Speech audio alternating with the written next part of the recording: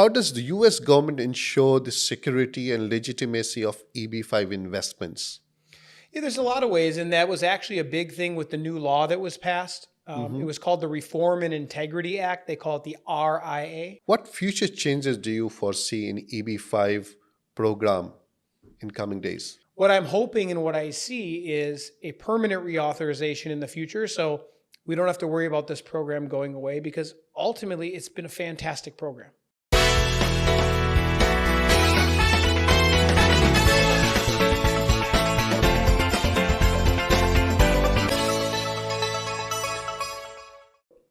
Welcome to PR and Passport Talks. I am Waquar Karim, Chief Operating Officer at WWICS and CBIS, the world's largest immigration group. Known for 30 years of excellence in the immigration industry, having been a part of this organization for over 15 years, I have witnessed firsthand the evolving needs of the global elite for mobility beyond borders. Many countries are keen to attract such high-caliber individuals. And here at WWICS and CBIS, we have dedicated decades to understanding and facilitating these opportunities. Join us as we decode the complex world of residency and citizenship for you. Today on PR and Passport Talks, we are joined by distinguished expert in the field of investment immigration, Daniel J. Wycklendt, President of First Pathway Partners. Since co-founding the company in 2008, Daniel has spearheaded its strategic financial planning and capital structuring, helping to fund projects worth over $600 million. His efforts have significantly contributed to job creations across the United States, particularly in Wisconsin. A global speaker, Daniel has extensively promoted the US EB5 program across various continents, including Asia and the Middle East. Join us as Daniel shares his insights on navigating the complexities of the US EB5 Green Card program and the opportunities it holds. Welcome, Daniel. Thanks, Waquar. Good to see you. Before we dive into the specifics of EB5, could you tell us what life personally for you has been in US? Oh, for me, life in the U.S. is fantastic. I'm very fortunate to have been born there, so it's been easy for me to get access. And I know we're going to talk about other people getting access to what I've experienced in the U.S. But I'm the oldest of 7 kids. Parents raised me well. I've traveled all around the U.S., lived different places, but right now I reside at our FPP headquarters location in Milwaukee, Wisconsin, which is in the Midwest, right in the center of the United States on a beautiful lake called Lake Michigan. It's a wonderful place to live. I remember I have been there and you have been, you are one of the best, provided a great hospitality, in fact, to all of us. Daniel, can you share a bit about your background and your role you're playing in residency by investment industry, individually or as a group? Yeah, so I'm very fortunate to have met my business partner and our chairman at FPP, Robert Kraft. He's always been a business leader in the community. He's several years older than me, so he had a lot more experience, and he had a great vision for what became First Pathway Partners, FPP. And fortunately, I became a part of that. I had a real estate background in finance. So, I knew kind of what it took to put together deals and establish them, but ultimately then figure out how to qualify for EB5. And I know we're going to talk about that more, but ultimately, I think some of those skills, along with my ability to connect with people, especially overseas, really helped grow into the company that we have today. Oh, that's nice to know. In fact, one of the important things which actually most of the immigrants wish to know from the promoters, that what inspired as a promoter or being in the industry to join EB5 industry as a president of First Pathway Partners, such a big group? Sure. You asked me in the beginning about, my experience being in the U.S. It's the greatest place in the world to live, to grow up, to raise a family. And I think being able through EB5 to offer that same experience to people that don't have the same benefit of me as being born in the US, but they can still live that dream for them and then especially for their kids. I mean, I have 5 young kids myself, and I realize, as I travel the world, there's some great places. You and I have been great places together. Yeah. And I like to visit these places, but ultimately, I'm really fortunate that I'm allowed to call the US home. And so to be able to do that for other people that want to live that same dream, I mean, it's the dream job for me. And that's why, again, I'm fortunate every day to wake up and do what I do. It's quite inspiring for all those investors and the immigrant who are looking to go to US and make US their home.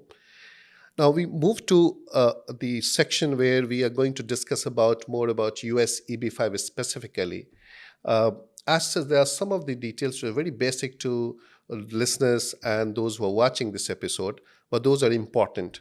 What are the basic requirements for EB5 program application? Sure. Well, the EB5 program in general is a way for a family, a husband, wife, children under the age of 21 and unmarried to get access to the U.S. And when I say access, there's a lot of different programs. Like you, for instance, you have a visitor visa to the U.S., correct? That's the way to get access to the U.S. But with a visitor visa, you can't get a job, you can't send your kids to school, all these things. You can visit. You can come to Milwaukee, hang out with me, which I think is fantastic. But ultimately, to get those same benefits as me, you need a program like EB5. And what EB5 allows is the family to make an investment. It's an at-risk investment in a designated project in the U.S. And by creating jobs in the U.S., 10 U.S. jobs, they and their family then get a green card and get access to the U.S. that way. How do you explain when someone says, and it's a very important question because you have been traveling in different forum and you have been interacting with different types of clients and investors. When someone says in general that I bought a green card in US by investing $800,000, whereas we know that's not the fact. The fact is that the whole structure of the program is to create economic, cycle in the US and different. So how do you react to such a statement made by someone whenever you meet or you listen to them? Yeah, I mean, you're in EB5, you're not buying green card, you're investing. Just as you invest in other things in life, you can invest in real estate, you can invest in the stock market, there's all sorts of things to invest in. This is an investment, so you're not buying that green card. What you're doing is you're investing money, and in this case, it happens to be $800,000 US dollars that you've legally earned. You invest that in the US, in these qualified projects, and by creating the jobs, that's what qualifies you for a green card. And, people worry sometimes because, the government says there can be no guarantees under this program. You're not buying something, you're investing.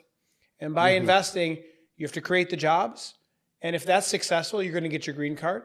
And then if the investment is successful on top of that, you're going to get your money back in some kind of return. So people don't think of it as buying a green card. You're investing in something, creating jobs, and for that, the U.S. government is giving you and your family a green card. And it goes through certain qualifying criteria. Not everyone can just invest and get the green card. Not everyone could be eligible. Am I correct? No. First of all, it's a background check, right? The U.S. doesn't want to let criminals in under this program. But also it's proving you legally earn that money. The government doesn't want you. They don't need to know your net worth or your certain situations and other investments, but they do want to know that $800,000 that you are taking and you are investing is legally earned. But those are the criteria. If you've legally earned this money, and ultimately, if you have a desire to live, to work, to send your kids to school in the U.S., this is what that program's for. So could you discuss the benefit of, as such we discussed and we covered, but specifically the benefit of obtaining EB5 visa or a permanent residency or green card through EB5 compared to other visa categories across the globe in different countries? Sure.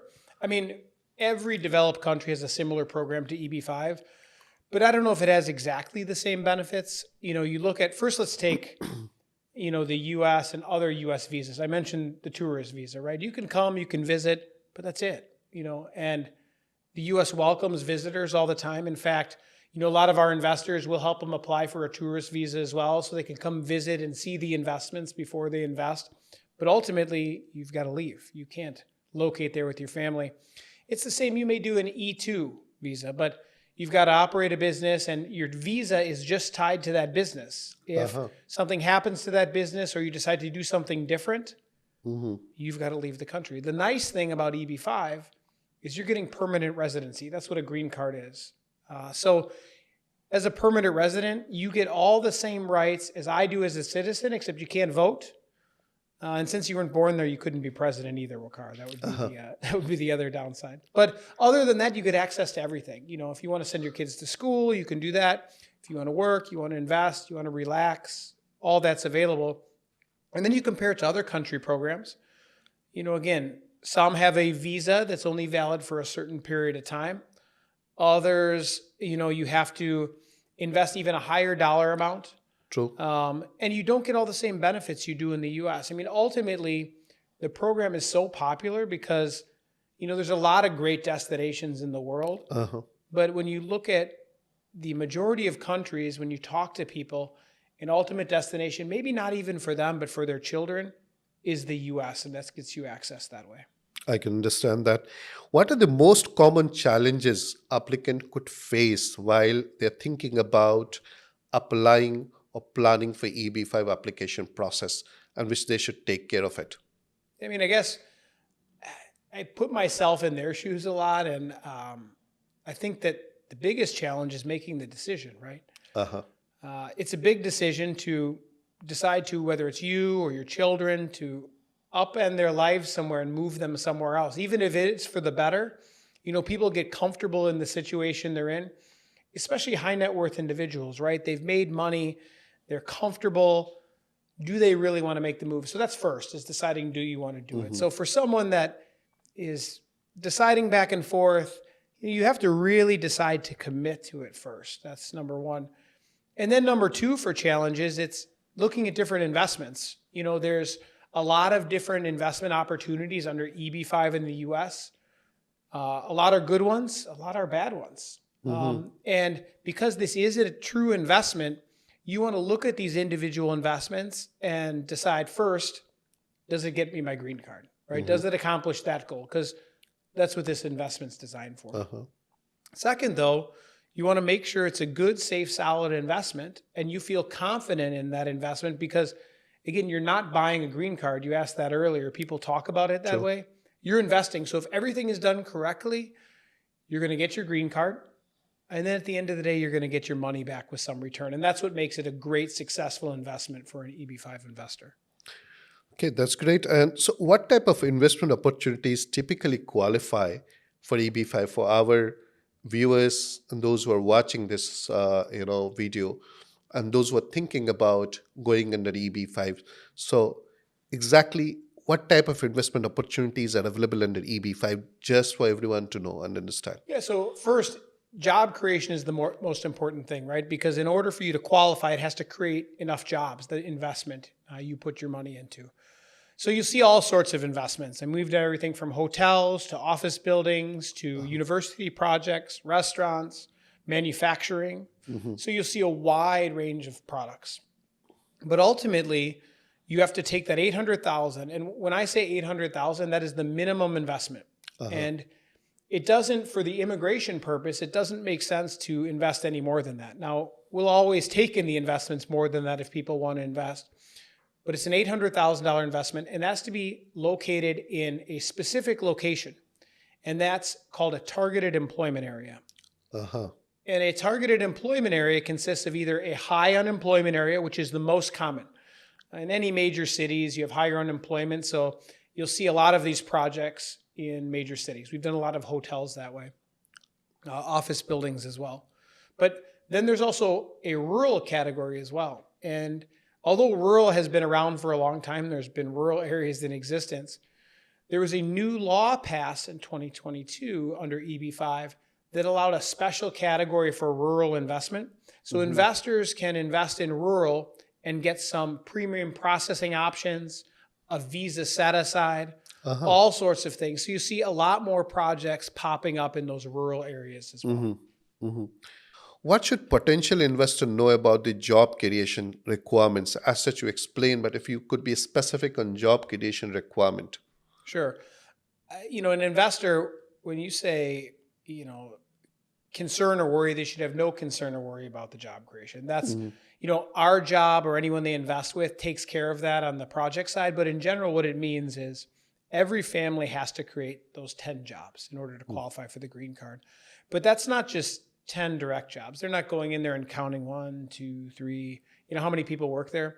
They get to count direct, indirect, and induced jobs. So construction jobs, jobs created around there, suppliers, things like that, in addition to the direct jobs. Plus, people make money in the project. They go spend money. That creates jobs. So an economist does a study on the project. They put a number down on paper that this is how many jobs, if everything the project says they're going to do is accomplished, will be created. That is the number that's submitted to the government, and the government approves that. So if you have a project, for instance, where you're taking 20 investors, 20 families investing, you're going to need 200 jobs in that project. And we submit that paperwork ahead of time. We do that study ahead of time so we know exactly how much EB5 we can bring into a project and create enough jobs to make sure everybody gets their green card. That's great. Can you give us an overview of timeline involved under EB5 Visa program? Specifically, it's a green card program. So what is the timeline involved for an investor if someone is planning to apply right now? How long is it going to take typically to get the permanent residency or green card approved? Sure. It's funny you asked that question because things have recently changed. Before the new law, there were these lines forming. They called it retrogression, where if you were from a certain country, mainly India, China, Vietnam, these countries, a line was forming because we were hitting the visa quota. And so people could get their application approved by the government, but then they would have to wait in line to get a visa. And that wait was taking a very long time. Fortunately, with the new law, a new line has formed. And there's a special line now for rural projects and TEA projects. And, right now, if you're looking at a TEA project that is a high unemployment area, you're seeing about 12 to 18 months to see somebody's application get approved. That's their initial application. At that point, they make an appointment to get their visa issued for them. And depending on their country, that can take a little longer. If they already have a visa and access to the U.S., they can actually do an adjustment of status in the U.S. immediately and continue to get access. That's an important point which you have told. So a lot of families who have been living in U.S., for them it's a faster process to move to U.S. green card program through EB5. Absolutely. They don't have the huge line everybody else does in waiting to get that visa issued. They can do that adjustment of status and file that paperwork immediately. So that's been very beneficial for investors. And that includes those children who are studying in U.S. and their families, or they themselves apply for. Correct. They can do if they have that visa and that access already to the U.S., they can do that adjustment of status there. But even better for some of our investors these days is, for instance, we have a rural project right now. In a rural project, under the new law, they set aside 20% of the visas specifically for these rural areas. It was to help drive investment into rural areas. So not only are those visas set aside specifically for that category, but also they're doing premium processing. And we're seeing on rural projects 4 to 12 months to get that I-526 approval, that initial approval. So things are moving much, much faster than they used to. And I think that's driving a lot of interest in the program, because before, when people had to sit and wait for a long, long time, again, people say, I'd like to do this, but I don't want to sit on the sidelines and wait. Now people are able to move much faster. And I think that's really created a new interest in the program that hasn't existed for years. Yes, that's very interesting, in fact. This news actually makes a difference to all those applicants who have been planning for long, but they could not go ahead because of the timeline it was taking. So now it's more faster. That's a good news. Now, I would like to move further to understand how it works in terms of the project. Are there a specific region or projects that you recommend to potential EB5 investors? I know you've touch base on this, but I would like to have direct answer on this so everyone understand that. So I repeat this question. Are there specific regions or projects that you recommend to potential EB5 investors? It's an interesting question, because I don't think, region isn't exactly important. It's the quality of the project, right? the U.S. has diverse culture, diverse locations. I said I live in the Midwest. A lot of our projects originally were in Milwaukee, Wisconsin, where I live. And it's a fantastic location to invest. We have projects in California. We've looked at stuff on the East Coast, in Florida. You name it, we've looked at everything. With you guys, we've promoted, projects in Milwaukee, Milwaukee. California. Yeah. And even our rural project right now, it's in a state called Utah.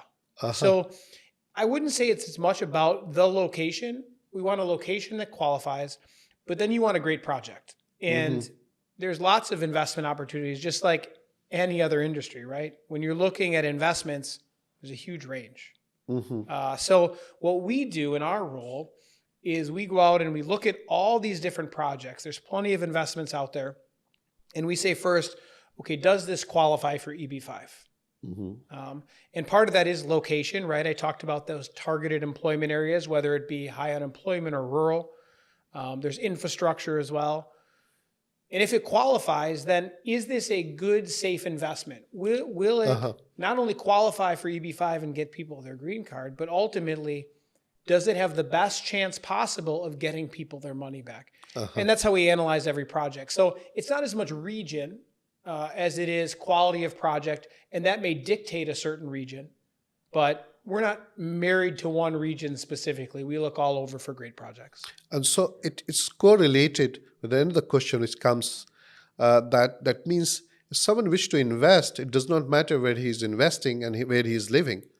So actual region would not matter. Am I correct? That's correct. Now, you do have to invest in a regional center. And when people look into EB5, that'll be a key word they see. In order to be able to count those direct, indirect, and induced jobs, that job creation I talked about, you need to invest in a regional center. And, we have regional centers in various locations throughout the U.S. And we always make sure this is a designation received for any project we're doing, that it's within a regional center. And that process is something you go through with the government. So we make an application for the government to apply for that regional center. It's not an exclusive agreement with the government. Other regional centers can overlap.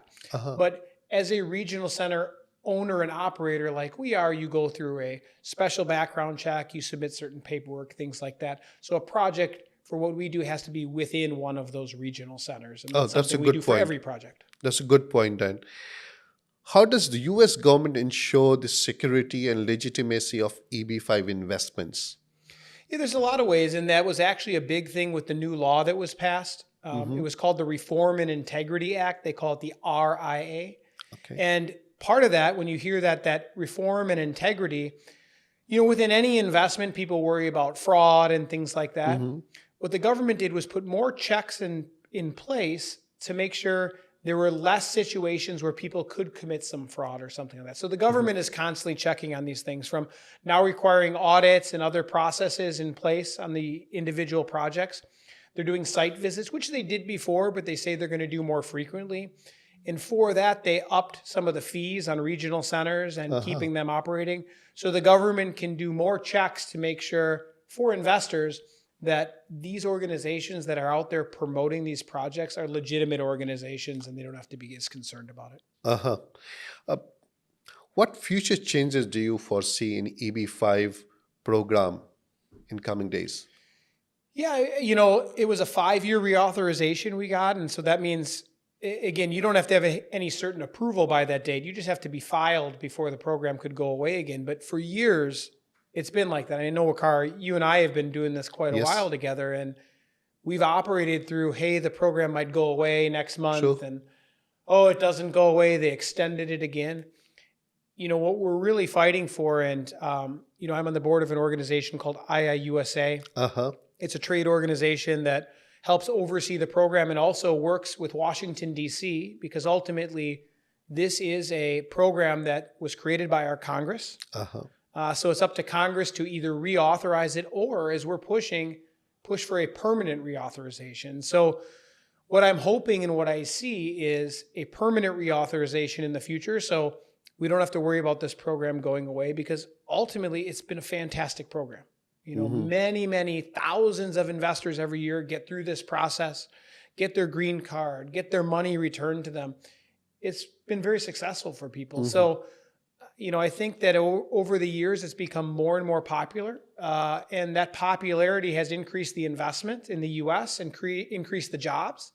So, I really see a permanent reauthorization coming, and we're going to be helping on the front lines to get that done. Okay. Uh, Finally, what advice would you give someone considering the EB5 route or pathway for US residency to a family? A final advice which you think you would give, understanding all his planning, all his opportunities which he has. Yeah, I mean, I think for advice, I would say to somebody, you know, you have to take a look inside and look at the future and where you see the direction of where you're living now, where you see your family being, and ultimately, where is the best future? And I think a lot of people then decide, I really see, especially for my kids, I see the US as the best place for them to raise a family, for them to have kids. And if you feel that desire, you still need to get that access. And there is no better way to do that than the EB5 program, because although it can be complicated, I think we've managed to make something that's very complex as simple as possible for the investor. So again, if we go full circle, they can live that dream that I've been fortunate to live in the US, and so many of our investors have because of this wonderful program. So, one thing which I missed in between, so I would like to add and would like to ask you instead, uh, where the investor can bring their families and who could be the family members in Yeah, an so application of the green card. yeah, and I think I touched on it a little at the beginning, but it's for their immediate family. And when I say immediate family, that's a husband and wife. Uh-huh. So if you're married, you can bring your spouse, or children under the age of 21 and unmarried. Now, we have many parents that do sponsor this on behalf of their children. So, Uh-huh. we talked about visas. If your son or daughter is on a student visa in the US, they graduate, they can maybe get a year of OPT and then they have to leave. So we get a lot of parents that sponsor their child for an EB5. And again, their child can do that adjustment of status now in the US, which is fantastic because they have that student visa. And then ultimately, their child can apply for a job and stay in the US the same way my kids can apply for a job.